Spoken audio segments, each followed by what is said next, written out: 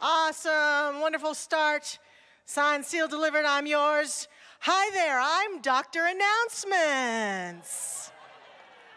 I'm not a real doctor, but I do play one for these announcements. And I'm here to give you some good tips for your spiritual health today. Some wonderful things happening around Mile High Church. We have a couple of great summer classes that we're excited to tell you about. We're very happy that Reverend Josh is going to be teaching an online class called The Mystical Jesus. In this class, it's a wonderful opportunity to deepen into your understanding of the history and the mystical presence of Jesus of Nazareth, and to explore his revolutionary teachings to unveil the mystical Christ available to each one of us today. Tuesday nights, beginning August 15th at 6:30 p.m. Now, I would prescribe this class to any of you who might really love the message of Jesus already and want to go deeper with it, or to any of you who feel frustrated and lost and confused about the message of Jesus and want to understand and have a deeper experience of his teachings. So if that's you, you want to take this class. And we're also happy that Reverend Jackie Harris is going to be teaching a class in person on Thursday mornings at 10 a.m. beginning August 17th called Living Untethered, based on the book by the wonderful and popular author Michael Singer. He has a new book called Living Untethered, Beyond the Human Predicament. And this class will help you deal with the three-ring circus of daily life that may be tethering you to distractions. I would prescribe this class for any of you who think you're too busy to take it. This is your class. In person here, Thursday mornings at Mile High Church. Come and join Reverend Jackie for that. And we have our annual meeting coming up next Sunday at 11:30 over in the Vote Center Auditorium. This meeting is for any and all people who would like to come and have a wonderful update about Mile High Church, hear about the finances, and meet our new board of trustees. And if you are a member of our community, you have the opportunity to actually get to vote. So we'd love for you to come and participate in this process. And I would prescribe this meeting for any of you who love Mile High Church. It's your meeting. Be there, be there, be there, be there. And lastly, would you like to be 10% happier? Well, we've got the answer. We have the wonderful speaker, author, former ABC anchor Dan Harris coming to be with us on November 3rd at 7 o'clock. You can be here in the Teal Auditorium, or you can join us online. You can tell all your friends about it all over the world. It's going to be a wonderful event based on his book, that 10% Happier, Mindfulness and Meditation, Self-Help That Actually Works. He's going to speak to us. He's going to lead us through a couple of meditations. It's going to be a wonderful night, and I would prescribe this event for anyone who simply wants to be happier and wants the same for their loved ones. And now, of course, with all of these prescribed things, there do come warnings. So here is your warning. Don't take any of these events while operating a motor vehicle or heavy machinery. Side effects of attending any or all of these events may be greater sense of well-being and happiness that can last for years and years. You can go to the event center, milehighchurch.org, to register for any of these. See you later. Thank you, Dr. Michelle. Hello, Mile High. Hey. It's 10:03. Are we ready to stand and maybe move a little bit and get in our bodies and come together in the music? Gianna's here. Say hi, Gianna. Hi, everyone. All right, so let's sing together, shall we?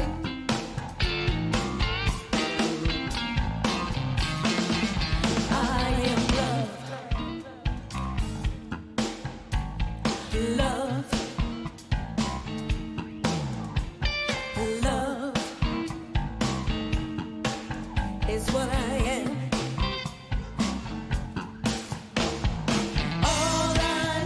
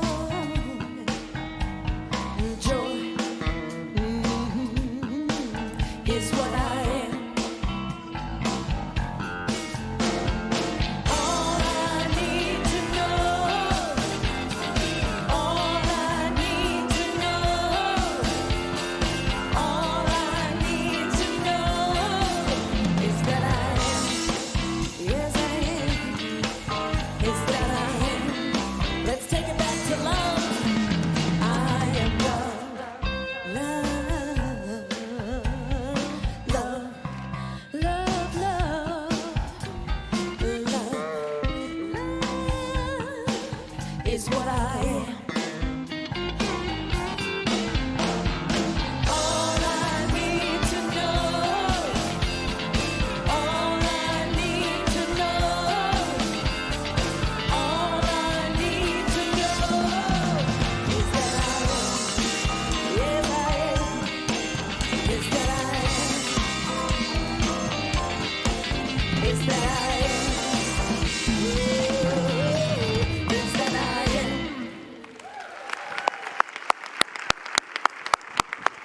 Thank you, Jennifer. Thank you, Gianna. Thank you, Mile High Band. Hey, Gianna, I think this is your first time performing since you graduated nursing school, and that takes such commitment and dedication that we want to not let that pass us by. Congratulations, and thank you for sharing your gifts with us. How about Dr. Michelle? I think we need a full sermon from the doctor in these days. Welcome to Mile High Church, everyone here in the sanctuary. So good to see you. Dr. Raz Smith and Tina are here. Bill and Sue Loving are over here. It's a great place to be. But we welcome you if you're watching online as well, wherever you are. And we're beginning exploring the theme of everyday spirituality here for the next few weeks at Mile High Church. And it reminds me that as much as we go to church on Sunday, that Mile High Church is just as much about the Monday through Friday. You know, we sit here in this sanctuary and we take the gems and the jewels that we've discovered during our week. We take the nicks and scrapes that we might have received and open up to healing, and we center ourselves saying, I'm going to live a life that matters this upcoming week. I'm going to live caring about what I care for, doing the things that I want to do. And the great gift is when we do that, we become a blessing to others in the world as well. So we're so glad you're here. It's a new members Sunday. We're so grateful to be welcoming 40 or so new members to Mile High Church this morning. And if you are new to Mile High, we have a vision and mission we love to recite each week that's coming up on the screens if you want to say it along with me. Our vision: oneness revealed, a world of love, peace, and abundance for all. And our mission: to serve as a spiritual beacon for personal empowerment and global enlightenment. So let us center ourselves by honoring the week that was and opening our heart to an amazing week that can be, an amazing present right here as we move into this time of song, of silence, and of prayer.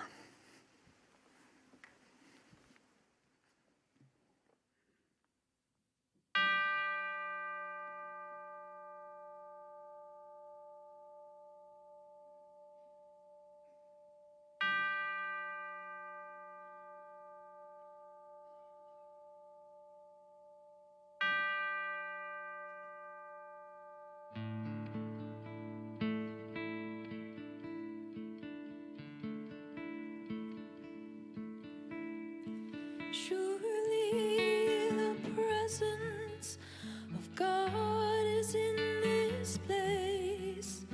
I can feel the mighty power and the grace. I can hear the brush of angel wings. I see glory on each face. Surely the presence of God is in this place.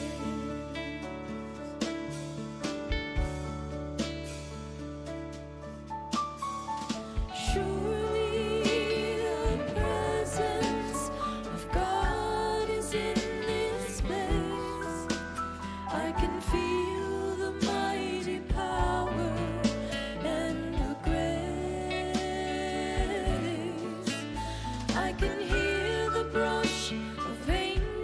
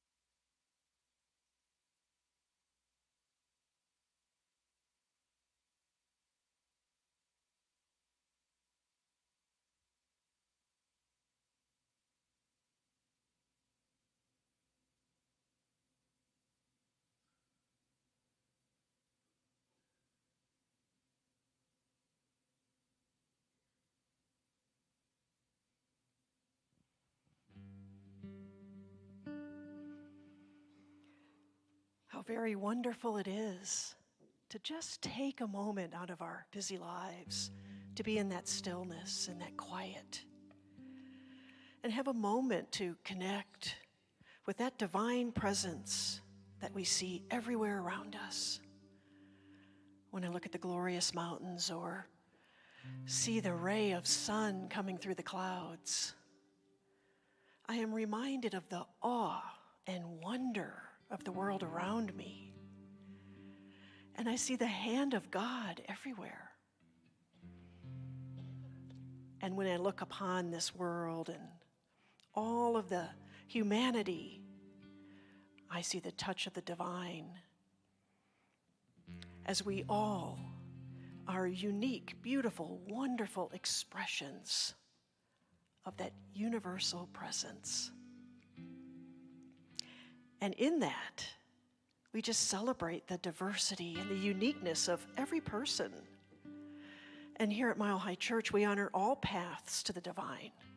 And so wherever people have gathered this week, whether it's a church or a mosque or a temple or a shrine, we just honor that, knowing that there is a good in the world and that we are it and that all of us are it. And so this morning I am so grateful for all of the many hands and hearts and volunteers that come together to create this beautiful community we call Mile High Church. And whether we are here in person or watching online, we absolutely know and affirm that we are all connected through our minds and our hearts. We are all one. And so this morning I am also grateful for Reverend Josh, for his profound message that just reinvigorates our sense of awe and wonder at the world and each other.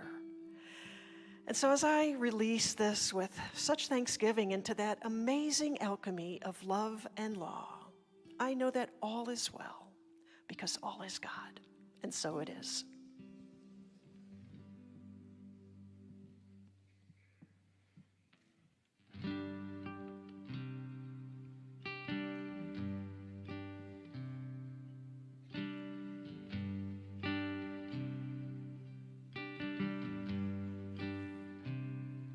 So sacred, so secret, so precious, this love.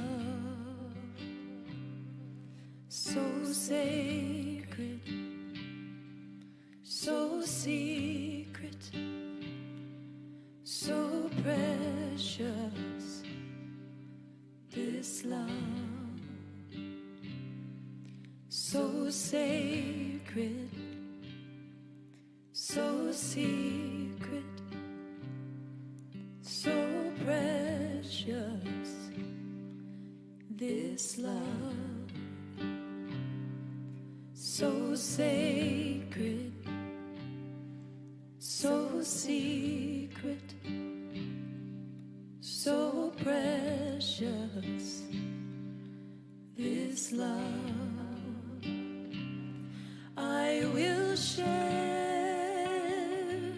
I will share, I will share, I will share, I will share, I will share this love.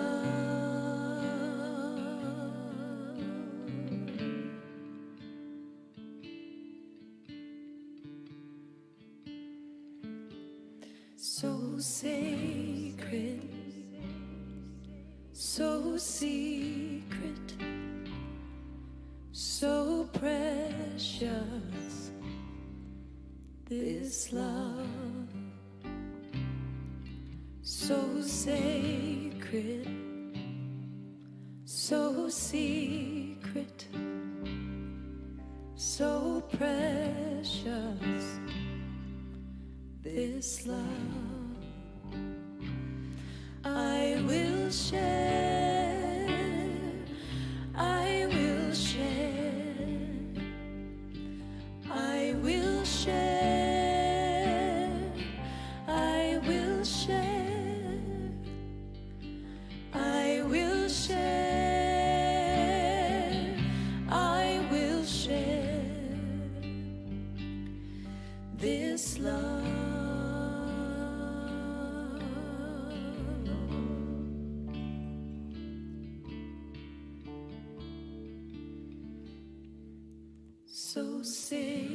sacred, so secret, so precious, this love, so sacred, so secret, so precious, this love.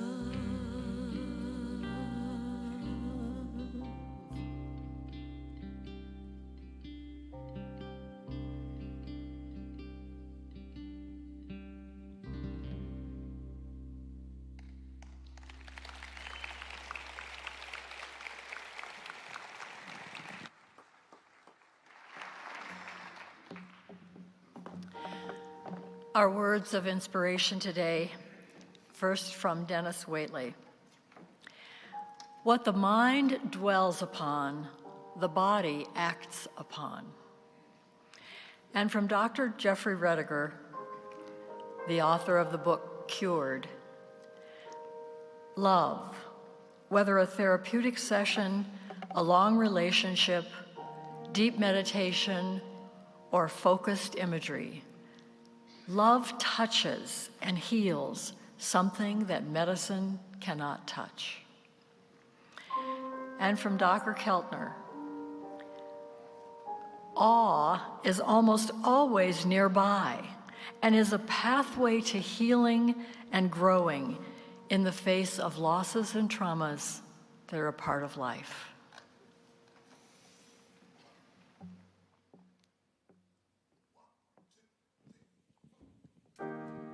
She just wants to be beautiful. She goes unnoticed. She knows no limits. She craves attention. She praises an image. She prays to be sculpted by the sculptor.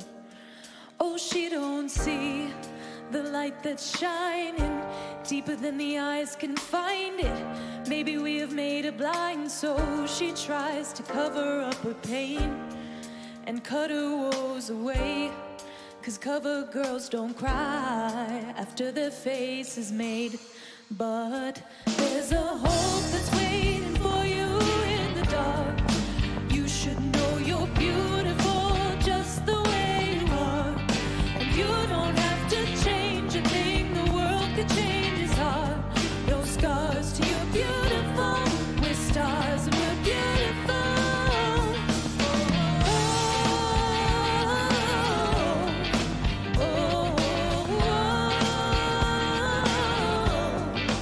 You don't have to change a thing, the world could change its heart. No scars to your beautiful, we're stars and we're beautiful. She has dreams to be an envy, so she's starving. You know, cover girls eat nothing. She says beauty is pain and there's beauty in everything. What's a little bit of hunger?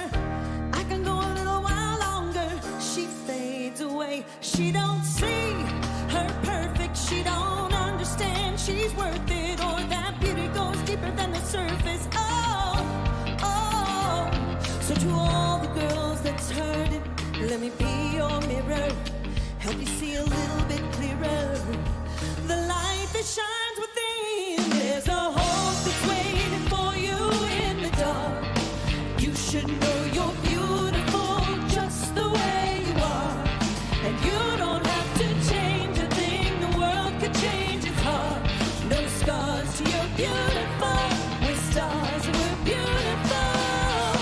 Oh, oh, you don't have to change a thing, the world could change its heart. No scars to your beautiful.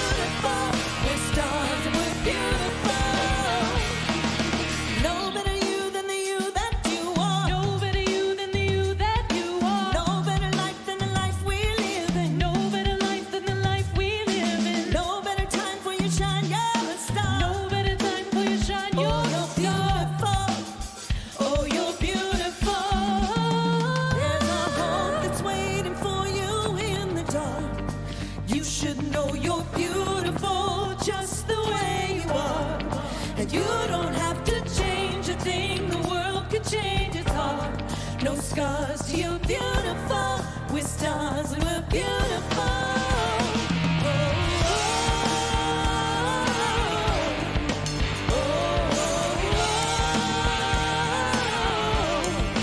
You don't have to change a thing, the world can change its heart.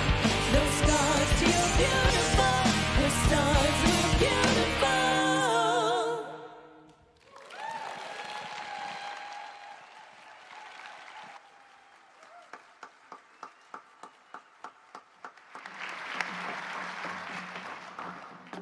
Awesome, awesome. Hey, Josh. Should we do some new member stuff today? Let's do it. All right, good. You get to go first.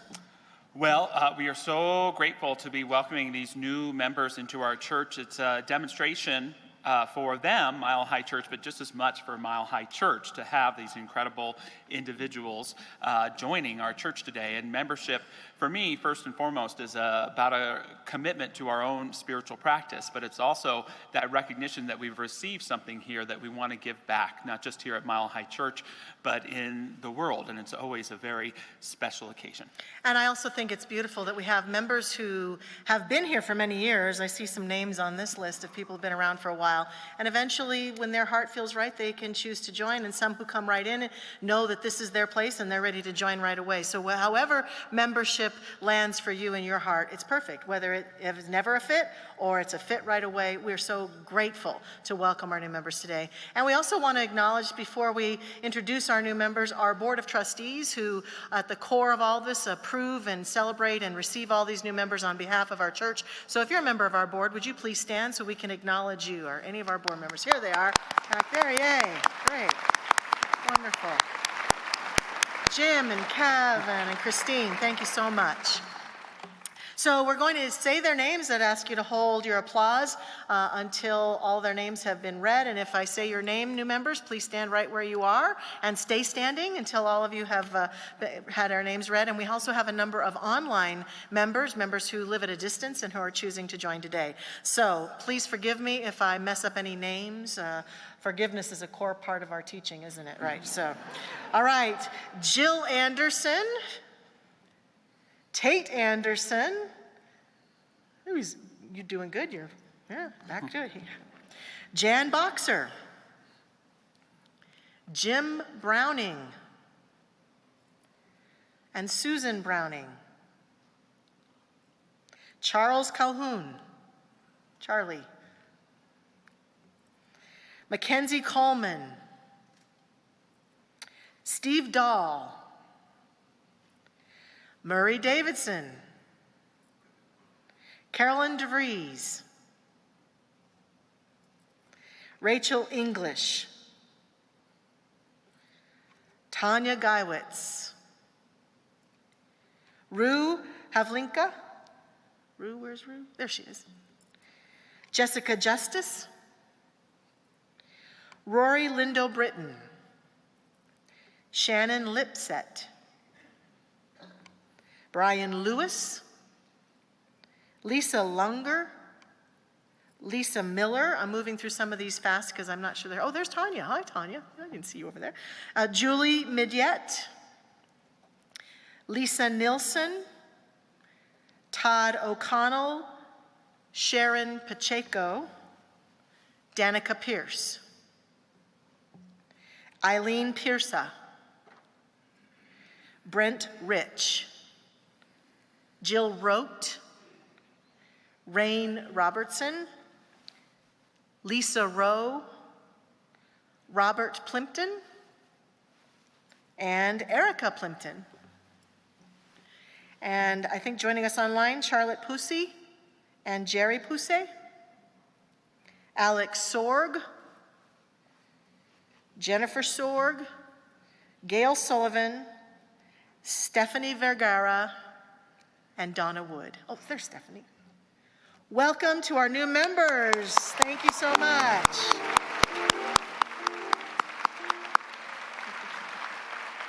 And you may be seated. It's all yours. Thank you, Doctor. Thank you, Doctor.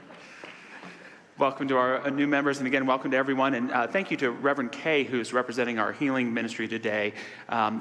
Always, but especially just through the pandemic and beyond, their ability to keep in touch with folks who are moving through illness or a healing process is just admirable to see. And every second Sunday of the month, we have a beautiful healing light service. There's a labyrinth walk in the community center, and then at the vote, you can come in there and practice some devotion. And just so grateful to Kay and Linda and the whole team that puts that together.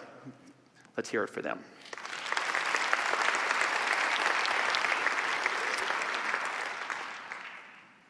One of the best ways to define science of mind and religious science is everyday spirituality. That's what we are. Everyday spirituality. It's not just about the Sundays and the holidays. It's about every day. It's not just about having spirituality be a compartment of your life, but at the center of your life, infusing your relationships, your work, your self-care, your way of service in the world. It's not just about praying to a God when we feel that we need her. It's about having a relationship with something infinite that we are co-creating, fulfilling, and thriving lives with. And everyday spirituality is going to be our theme for the next few weeks with different talks. Today's Everyday Awe. Next week is Everyday Ritual. Then we're exploring Everyday Forgiveness. But I just wanted to share, if you're here or experience all three messages, what I wish for you. What I wish for you from this series is that you can embrace forgiveness as a daily way of life, so nothing stands in the way of loving fully in this very moment. I wish for you to practice daily rituals that ground you in your own spirit in a way that inspires you to live your true life. I wish for you to have ever with you a ready awe, so that you will always live in wonder. And I wish for you that even in the mundane, you see the divine. One of my favorite musicians is the great Tom Waits. And in the 80s, Tom was a stay-at-home dad. And the local school loved him because he had a 1960 Coupe de Ville, which means he was great for field trips because you could fit like 10 kids in there. And one day, the field trip was to a music store. And Tom figured, he'd be recognized there. So he brought some autographed photos and things like that and got there for the field trip, and no one recognized him. Not the music teachers, not the salespeople, not the cashier. And a few weeks later, there was another field trip, this time to the waste management processing center. And the kids got to see what happens with waste. They got to learn about recycling. And Tom is walking back to the car with the kids, and it's surrounded by people. So excited to meet the great Tom Waits. And Waits concludes, "Everybody knows me at the dump." And I love the story because it speaks to this idea that we may not always get what we want the way we want it, where we want it. But if we're willing to visit the mundane, even when we're feeling in the dumps, it's amazing what the Spirit can continue to provide with us. If we're willing to have that ready awe that is always available to have an experience of wonder. And that's our message this morning, Everyday Awe. And there's a really great new book by Dagner Keltner called Awe, The New Science of Everyday Wonder and How It Can Transform Your Life.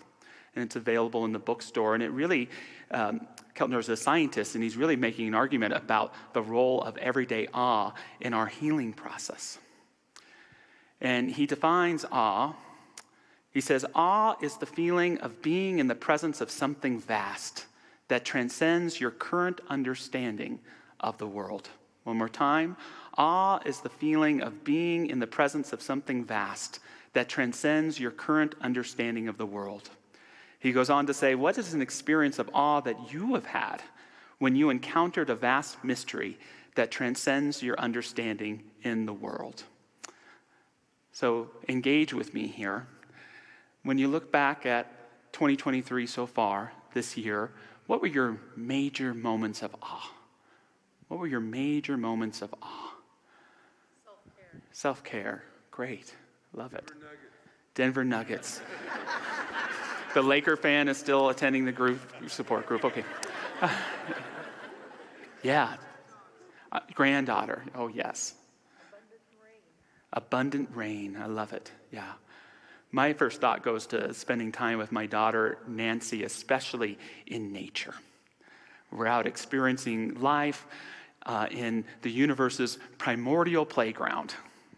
Whether it be playing in a creek or taking a hike together in the mountains. It's not just the awe experience of spending time with her and being in nature, but as we know, when we spend time with kids, you can get those glimpses and those experiences of seeing the world through her eyes, that childlike wonder. That's the first thing that I think about. Anybody else got another one?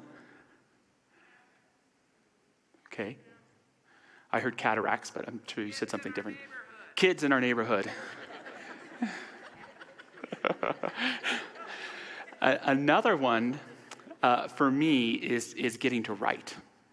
I love having time alone to write, especially when it's creating sermons for you. And in particular, it can be awe-inspiring because I can sometimes only have an hour to put together a talk for Sunday, and I don't really know what I'm going to say, and it just starts coming out, and I can experience a wiser part of myself, begin to channel through and to speak. And it's amazing when we prepare for awe, how it can come forward through us. I also have multiple experiences of awe right here in this Teal Sanctuary on a weekly basis. One of the ones most recently was our own Reverend Zamira gave her first Sunday talk here at Mile High Church at the end of May, and she was giving her Mile High testimony of being with the church here for 20 years, and she was sharing her own personal struggles with anxiety and speaking in public, and she's doing this in front of hundreds of people, speaking with such grace and poise and confidence. And I am always inspired when I see any of us, whether challenged or celebrating something going on in our lives, step into our wholeness.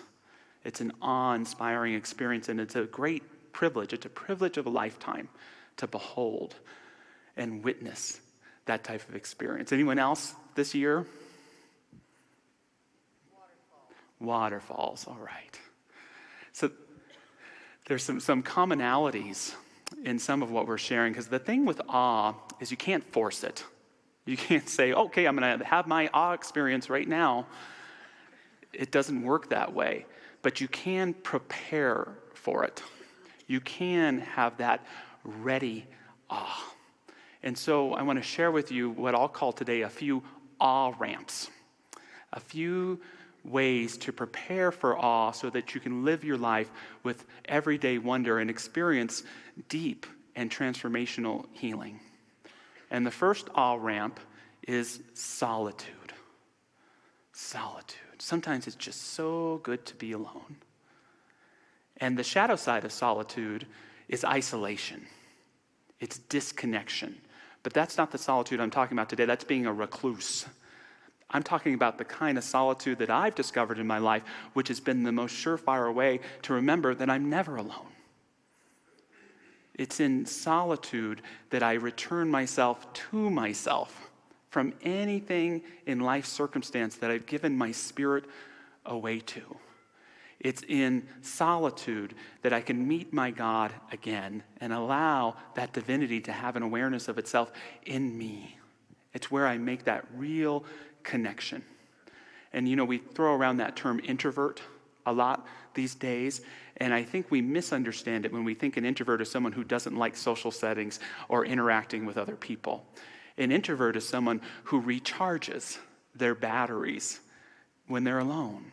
And in that sense, I think we could all be better introverts, not so that we can separate from the world and the people we love, so that we can reconnect with them with greater self-awareness and grace as ourselves.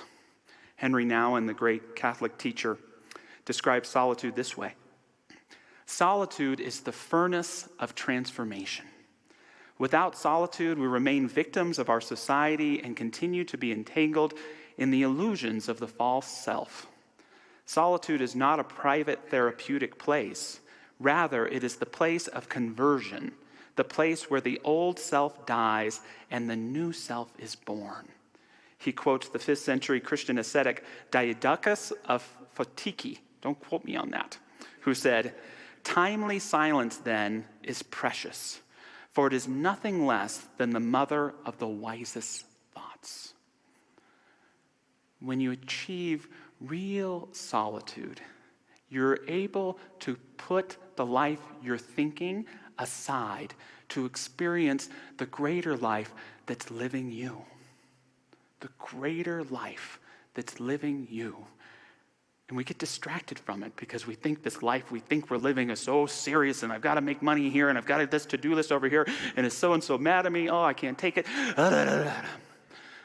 Put the life you're living aside to experience that grander life that's living you. And solitude is one of the all-ramps to getting there. Another all-ramp is art. Art. Creating it, experiencing it. I'm so grateful when I have that opportunity to write, but for you it may be painting a picture or making music, where I can again put that life that I think I'm living aside to experience that grander life that's living me, that would express in this life that I'm living if I would give it greater attention, if I would create room for it to come in and make itself known. Thanks for entertaining me with all my musicians today, but another great musician I appreciate is the great Nick Lowe. He wrote a hit song called "Cruel to Be Kind," and he wrote a great song for Elvis Costello called "What's So Funny About Peace, Love, and Understanding." And I was listening to an interview with him several months ago, and he talked about someone he called the Bloke. The Bloke. And he said, "I, Nick Lowe, know how to write a good song. I can write one right now. But the real special times is when the bloke shows up. We in religious science would call the bloke capital B bloke. It's this higher intelligence. It's this aspect of ourselves that's always there, but we're not always open to allowing the bloke in, this greater creative spirit, to write through us, or create music through us, or draw a picture with us, or whatever it may be. But when we create art, we express our feelings that have yet to be processed. We've expressed an emerging point of view to see ourselves and the world in a more profound way. We come back to ourselves and become that much more who we are. So we can express art, and then we should fill our lives with the experience of art. Harold Bloom, the great literary critic, he said, "Wake up in the morning and read something important as soon as you can." It's very meaningful to me because as soon as I meditate, that's what I want to do, is read. But whatever the art form you're moving along with, I don't know about you, but I don't want to surrender first thing in the morning to the noise and the busyness and the cruddy consciousness and the panic and the anxiety and the thing that I just expressed. I want to think higher thoughts. I want to think about what matters. I want to experience my life not as I have thought it was, but as it is in this moment. And there's a great gift that how you fill your life with art can help you pause and remember not the life you're leading, but the life that's living you. Frederick Buechner said of art, "Art is saying stop. It helps us stop by putting a frame around something and makes us see it in a way we would have never seen it under the normal circumstances of living. As so many of us do on sort of automatic pilot, going through the world without really seeing much of anything." Now, the shadow side of art is escapism. Don't use art to escape reality, to try and numb out or unplug. Use art to plug yourself in, to turn yourself back on to life and what it means, to process emotions and thinking. You know, Encanto is a great movie, but it's not the only reason I sobbed all the way through it. Right? There's stuff to be moved through me that can happen with a great experience of art. One more awe ramp, nature. The beauty of nature. Colorado, in my 6 years this week of being here in Colorado, yeah. Is that okay with you, honey? We're doing good. Hi, my wife, April. And this is God's playground scattered with McDonald's and Home Depots and mini malls and all of that. And I love the nature here in Colorado, not because it's just all around us, but if you work really hard, you can find these special places and experiences that uplift you in awe. And how many of us have had that experience in rush hour on the way to work on home, where we've experienced salvation, noticing a mountain peak with the sun shining on it? How many have felt out of harmony with ourselves and our lives and had just stared at a river or a creek and thought like it did for a moment and had an experience of congruence and coming back into harmony? Nature is the great healer. Nature is the great healer. And when we can allow ourselves to be in it, we begin, yes, to even think like it. We begin to see there's this whole grand life that is easily exchangeable when we're living in a place of misery or depression or struggle or self-rejection, to give ourselves back to this life. And what it does is it blesses that life we're living with greater prosperity, healing, and understanding. The shadow side of nature is it can be dangerous. That's when I called Dr. Patty Lukenbach, who after a windstorm raged through our preschool playground. Look at her using the force pretty much to put things back over there. We love and appreciate you, Dr. Patty. Look at that. Keltner, in his book on awe, tells us the story of combat veteran Stacy Bear.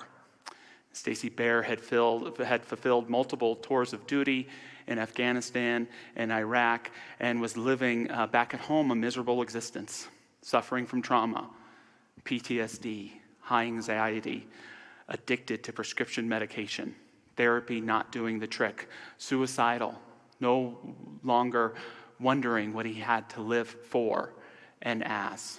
And Keltner shares, as he was spiraling downward, a friend insisted that before Stacy blow his brains out, he go climbing with him on the Flatirons near Boulder, Colorado, a series of 5 sandstone slabs that just upward to heights of over 7,000 feet. Stacy had rappelled down tall vertical walls dozens of times. On this day, though, tied to a wall of rock, looking down hundreds of feet, he froze. His body trembled. He sobbed.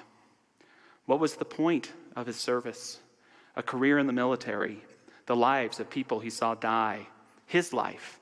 A single phrase arose in his mind: get outdoors. Get outdoors. For those experiencing trauma, PTSD, I can't begin to understand what you're going through in order to prescribe what I think you ought to do, because I don't think there's anything wrong with you. But could it be that simple things like getting outside, simple things like spending more time in solitude, simple things like surrounding your life with creating an experience of art could help bring about a kind of healing that can help you manage and continue to be courageous, living a fulfilling and thriving life in spite of the incredible difficulties that you've been asked to walk through in your life? Could it be? This is Keltner's argument. He says, everyday awe, then, can be a pathway for avoiding chronic inflammation and the diseases of the 21st century such inflammation is associated with, including depression, chronic anxiety, heart disease, autoimmune problems, and despair. I asked you to think about your awe experiences this year, but what about just this week? Your experiences of awe don't have to be transcendent, mystical experiences. They should seem normal, yet they should fill your heart with a reverence and an awareness, not just of that life that you're living, but of that life that's living you. Anybody got anything from just this week? Grasshoppers, mariachi bands. I love this. I'm seeing these visuals. Butterflies in the garden. The Renaissance Fair. All right. Supermoon, rainbows, wonderful answers. Our family cheated. We got to spend the week in Vail, so all of those natural experiences with Nancy June, sometimes up over 11,000 feet, were just awe-inspiring and filling me with that sense of gratitude. And I want to say something, and it may sound a little weird, but I just invite you to consider it, that if your life right now is filled with multiple frustrations or a sense of disconnection, anger, uncertainty, lack of self-esteem, that it could be that it's not a result of the contents of your current circumstances. It could be that you have the wrong thing at the center of your life, that you're living for the wrong reasons, and that your frustration, your hurts, your sense of disconnection is simply a byproduct of living for the wrong thing or things. What would it be like if we lived at the center of our life, not with the goal of trying to create money for ourselves, but with experiences of awe? What if at the center of our life was not the ongoing continuation of conflicts and judgments and scrimmages with others, but healing? What if the center of our life wasn't a series of experiences of self-rejection, but of self-acceptance, love, and compassion? How would life be different?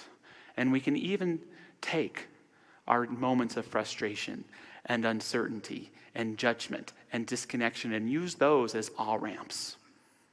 We can use those to recognize that I'm not centered in the right purpose of my life right now, and I need to get back to it. You can move from stuck to flow. You can move from judgment to reverence. You can move from self-rejection to self-acceptance. And that can be the very awe-ramp that inspires our soul. To quote from a favorite song of Tom Waits called San Diego Serenade, he says, "I never saw the morning till I stayed up all night. I never saw the sunshine till you turned out the light. I never saw my hometown until I stayed away too long. I never heard the melody until I needed a song." Every day this week, I challenge you to ask yourself the question, did I have my moment of awe today? Did I have my moment of awe today?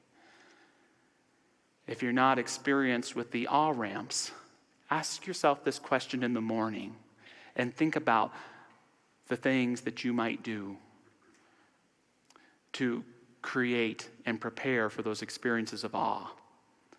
Ask yourself in the afternoon and see if you've gotten there yet, and if not, think about what you need to do to get it in the evening. Or at the end of the day, pull out a journal, something to write on, and write, what was my moment of awe today? In the end, you will not identify your life by the struggles, dramas, or challenges, but by these moments of awe. And it sounds simple, but it's really profound. To live a full life, feed your spirit. To live a full life, feed your spirit every day. To live a full life, feed your spirit. It could be a walk around the lake on your way home from work. It could be waking up 15 minutes early to experience a little bit more solitude, if you're able. It could be taking intentional time to connect with people you love and care about so that your relationships are growing and not just transactional. It could be creating that art or making sure the music and the films and the books that you take in feed and awaken your soul as opposed to numb you out to it. To live a full life, feed your spirit. And as we continue to feed our spirit, that life that's living us begins to infuse. It begins to weave and integrate into that everyday life we're living until we can say they are one and the same. So moving into prayer this morning, I invite any of our prayer practitioners who so choose to stand and join me.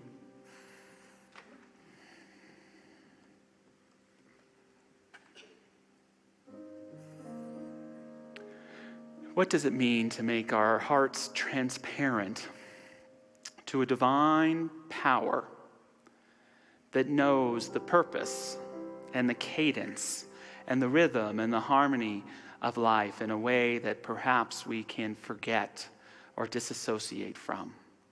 What does it mean to make our hearts an open vessel to allow God to speak to us through the language of awe, with a ready reverence, willing to experience this divine life that too many of us, because of a lack of self-worth or of attachment to dramas, have cut ourselves off from?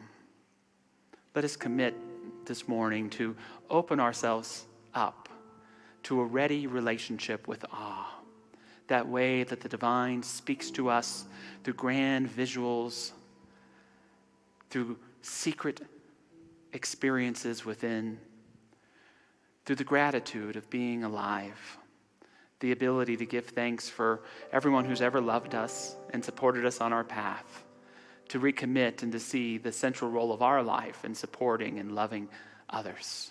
What does it mean to live as our own soul, a soul in this experience of life, cultivating awe, reverence, forgiveness, understanding, self-acceptance, and a world that indeed works for everyone as a beacon of light without any illusions, grounded in the truth, co-creating an everyday spirituality that causes us to live the truest, most sincere, and enjoyable life possible.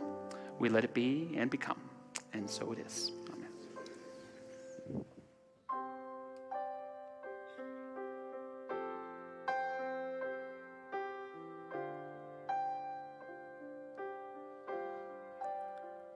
Gratitude before me, gratitude behind me, gratitude to the left of me, gratitude to the right of me, gratitude above me, gratitude below me, gratitude within me, gratitude all around me, and I'm so grateful, I'm so grateful, I'm so grateful, I'm so grateful, I'm so grateful, I'm so grateful, I'm so grateful, I'm so grateful, gratitude within.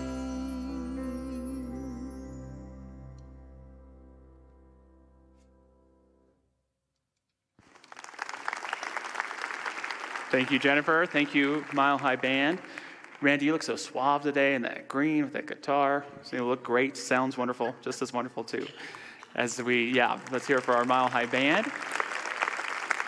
As we move into our time of offering, of course, Michelle and I are just so grateful for all that you do to support Mile High Church financially. And I would say every once in a while someone comes up to me and says, how can I best support Mile High Church? And my answer when it comes to giving is to give automatically.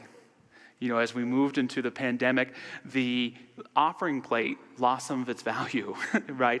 And it was the automatic giving of people. It didn't matter the amount that helped keep our church healthy and thriving. And in today's church world, where we may have 700 people here in the room, 700 people watching online, 300 people listening to the podcast of the service tomorrow morning, the offering plate works in a very different way.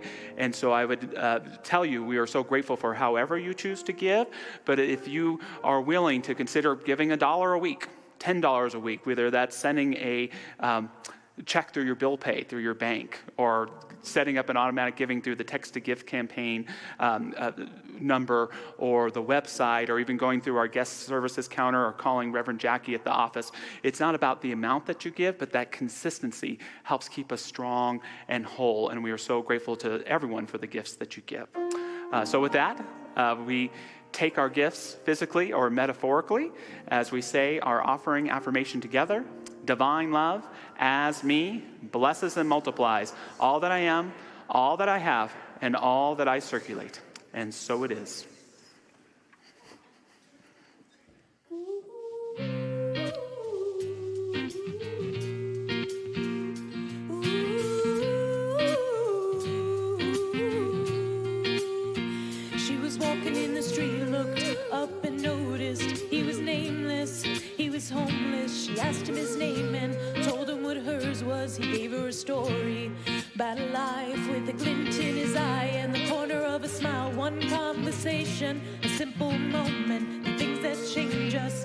we notice when we look up sometimes. They said I would never make it, but I was built to break the mold. The only dream that I've been chasing is my own. So I sing a song for the hustlers waiting at the bus stop, single mothers waiting on a check to come, young teachers, student doctors, sons on the front line knowing they don't get to run. This goes out to the underdog. Keep on keeping at what you love. You'll find that someday soon enough you will rise up, yeah.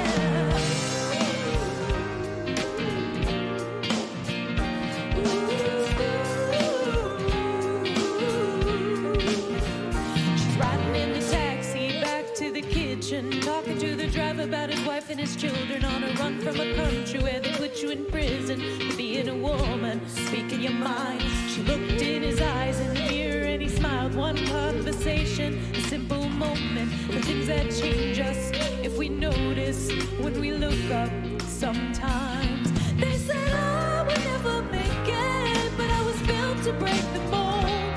The only dream that I've been chasing is my own.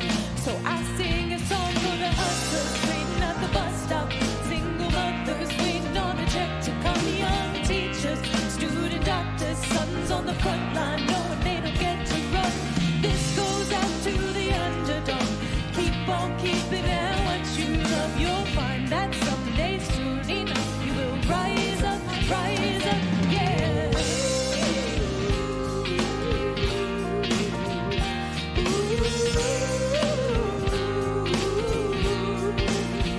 Everybody rise up.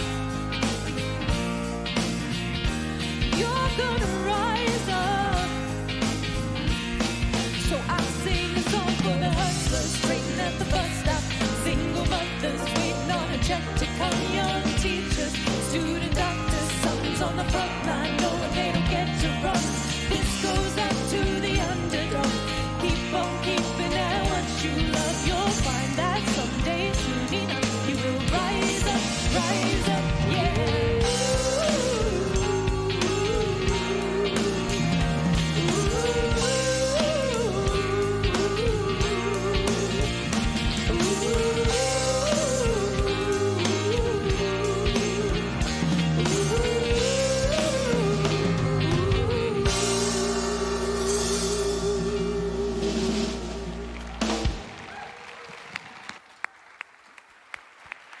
Jennifer and Gianna, so good to have you here today. And Jennifer, I hear that you are in a new upcoming play soon. I am. I will be playing Mayor Matilda Hyde in All Shook Up at Littleton Town Hall Arts Center starting mid-September. So if you like Elvis music and you like comedy and maybe unrequited love and mistaken identity and a bunch of other stuff, it's the show for you. Very Thanks, cool. Michelle. Congratulations. And if you are new to Mile High Church, welcome. Feel free to stop by the Welcome Center if you would like to gather more information about who we are and what we're up to. And we have some practitioners that are down front. They would love to support you in affirmative prayer this morning. So if you would like to receive an uplift this morning, stop by seeing one of them after the service. And speaking of practitionership, you are holding an informational session right now, in a few minutes about practitioner training. Yes, absolutely. If you're interested in learning more about becoming a practitioner, or if you're interested in just deepening your journey, your spiritual journey, join me at 11:30.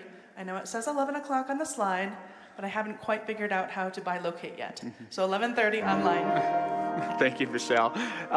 We are having a Kirtan experience. I believe it's Wednesday, August 16th, 7 to 9 p.m. It'll be in the Vote, and this is about devotional singing and connection. So grateful to Reverend Zamira and the Interfaith Ministry bringing us that. And Stacy, it's so good to see you. Chalk art. Chalk art. So the youth is leading the charge for our first ever Mile High Chalk Art Festival for our whole community. So I'm calling out to all of you creative types, whether you've ever done chalk art before, whether this is in your swing zone or you just want to give it a try, whether that's you, someone in our community, someone else that you know. I am seeking artists for our festival. So there's some things out on the what do we call those counters? Thingies. The counters on either end of the lobby. And I'll be hanging out there as well if you have any questions, but we'd love to have you involved. Thank you, Stacy. Thank you, everyone. Thanks for being here. If you'd like, stand. We're going to say benediction, and you can repeat after me. Something wonderful is happening to me right now. It is this thing called life. Life is in my mind, body, and all that I do. I give thanks for it, and I accept it, just the way that it is, and just the way that it is not. Thank you, life.